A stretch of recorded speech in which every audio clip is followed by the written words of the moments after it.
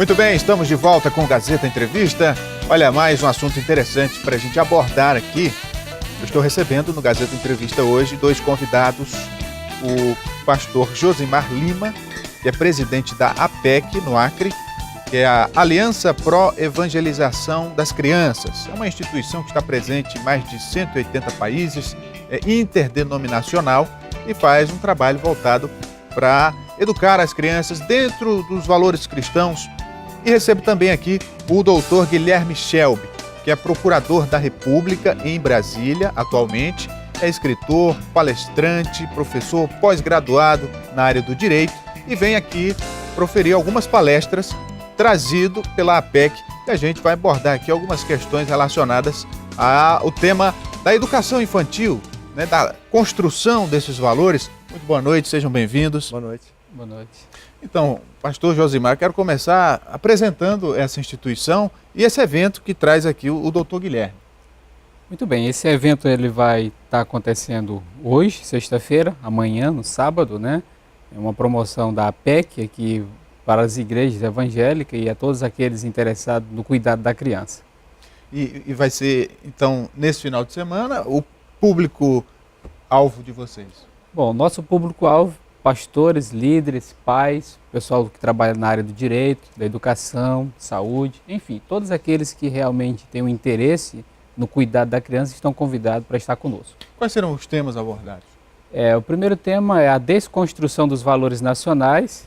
O segundo tema, abuso sexual, como lidar e como encaminhar os casos, uma vez que você identifica que uma criança está sendo abusada, né? E o terceiro tema é prevenções práticas contra o abuso sexual. Doutor Guilherme, eu quero aqui destacar o seu conhecimento jurídico. Doutor Guilherme, quem quiser pesquisar um pouco mais sobre ele, Guilherme Shelby, que tem uma vasta experiência e que, portanto, quero aproveitar bem a sua vinda aqui. E quero começar, doutor, perguntando sobre um assunto que me chamou a atenção na programação do evento, que é a questão das políticas públicas, que muitas vezes entram em conflito com valores da cultura ocidental, valores da família, não digo nem valores cristãos, mas valores que já estão inseridos na sociedade brasileira de forma tão profunda que acaba gerando um conflito, uma certa tensão. Como é que o senhor vê essa disparidade? Diversos partidos políticos, movimentos sociais radicais, especialmente socialistas, eles se valem de um subterfúgio. Eles utilizam causas justas de defesa de pessoas que são discriminadas, de pessoas que são vítimas de preconceito, mas isso é apenas uma fachada.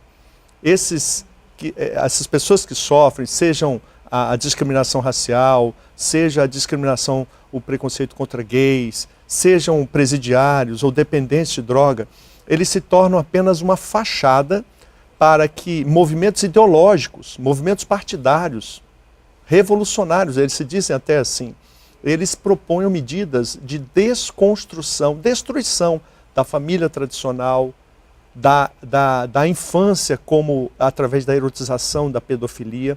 Então essas estratégias estão sendo nutridas às escondidas, em material didático, em políticas públicas que ninguém conhece, mas está sendo aplicada lá na ponta, seja na saúde, seja na educação. Eu dou um exemplo bem pragmático. Em algumas cidades brasileiras, já é proibido comemorar nas suas escolas o Dia dos Pais e o Dia das Mães. Foi proibido. Você não pode falar mais o termo pai e mãe nas escolas. Há um projeto de lei da OAB que a pretensão é a diversidade sexual. Mas o que propõe o projeto? Proibir, veja, o projeto da OAB, nacional. Nesse projeto está lá, é proibido utilizar o termo pai ou mãe nos documentos de identificação civil de crianças. É uma questão complexa e que abre uma discussão muito ampla. Hoje, no Congresso, tramitam inúmeras leis, projetos de leis, na verdade, que versam sobre esses temas. E sempre que os projetos entram em pauta, se cria uma polêmica muito grande das bancadas que defendem, das bancadas que querem impedir a tramitação. Como é que o senhor vê, o que é necessário fazer para que todas as camadas da população, as minorias inclusive, sejam representadas, mas que isso não venha gerar um conflito? Veja, não há representação das minorias, porque quem é vítima de preconceito e discriminação são as pessoas. esses movimentos ideológicos radicais, eles se aproveitam da dor das pessoas para uma revolução cultural. Então veja só, a Constituição diz que a criança tem direito à sua família natural. Mãe e pai é um direito da criança. Observe aí os mutirões do Ministério Público para reconhecimento da paternidade. Porque a criança tem direito a ver reconhecido que é seu pai e sua mãe biológicos. O direito, por exemplo, há um projeto de lei no Congresso que pretende autorizar as crianças a mudar de sexo. Crianças. Crianças. Deputados federais do Partido dos Trabalhadores e do PSOL propuseram um absurdo, uma violência contra a criança. Então nós sentamos à mesa de discussão para discutir se uma criança pode ou não mudar de sexo de acordo com a sua vontade. O projeto prevê até mesmo que, contra a vontade dos pais, a criança possa ser objeto dessa operação. De imediato já é um absurdo jurídico, tendo em vista que o nosso sistema jurídico brasileiro tem como o menor de idade um incapaz, ou relativamente incapaz, que não pode decidir por si mesmo, né?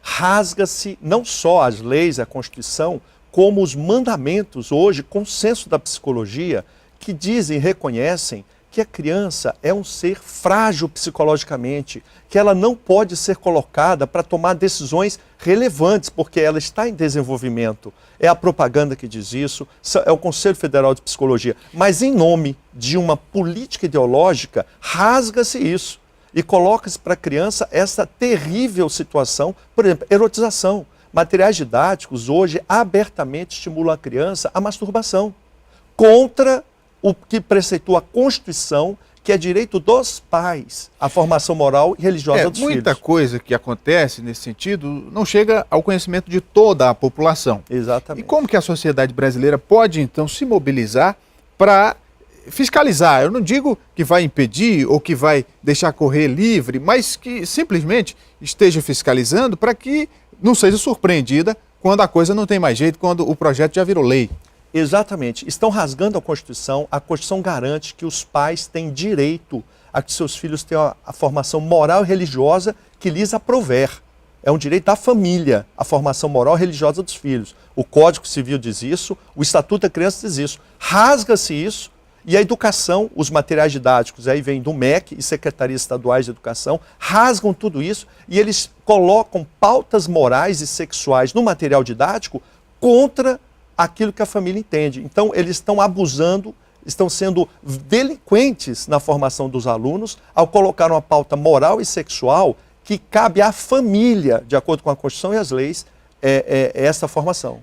Há também uma discussão em torno desse assunto que é pautada pela afirmação de que nós vivemos num Estado laico. Portanto, a religião deve se restringir às instituições religiosas e o indivíduo tem a livre escolha para professar alguma religião.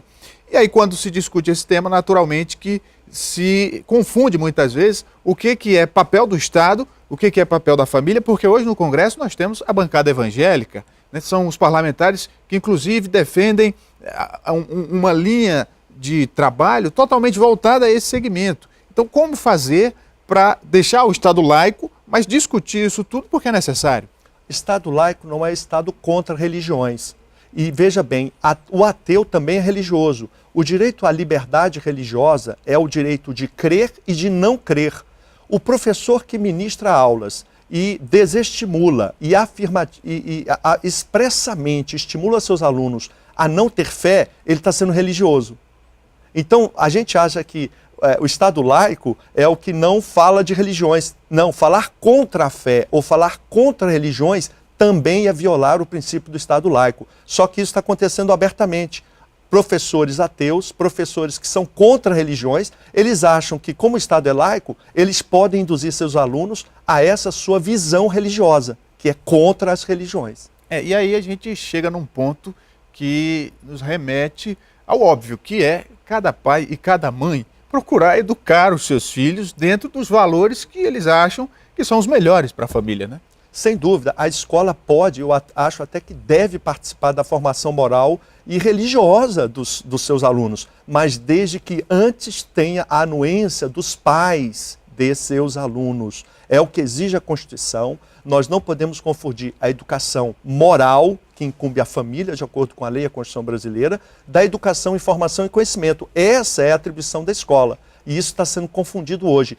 A escola virou um instrumento de uma revolução cultural. É através da mente das crianças que se pretende mudar os marcos civilizatórios. Esses autores ideológicos, anarquistas sexuais e radicais socialistas, eles são abertos em dizer que a intenção deles é destruir a família tradicional, porque através disso obterão um novo marco civilizatório. E o objetivo é, através da mente das crianças, obter essa conquista que eu considero um abuso contra a infância. Para a gente encerrar, doutor Guilherme, nosso tempo está acabando, na palestra que o senhor vai fazer, o senhor vai focar em quais temas? A defesa da família, a defesa da criança contra a erotização e mecanismos e atitudes práticas que os pais, professores, líderes sociais, que eles podem ter no seu dia a dia. Como identificar a situação de abuso sexual, o que fazer quando você descobre ou tem a informação de que há um abuso sexual. E o pastor Josimar, para a gente encerrar, pastor, reforçar o convite com horário, local e quem quiser participar, como é que faz?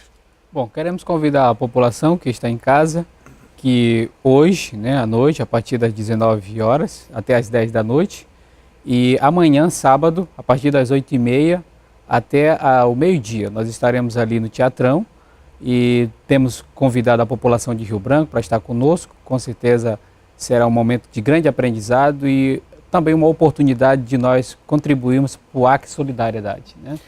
Muito bem, muito obrigado a presença de ambos aqui no programa. Você de casa que nos acompanhou, obrigado por sua audiência. O Gazeta Entrevista fica por aqui e a gente volta na semana que vem. Para você um ótimo fim de semana, um forte abraço, até lá.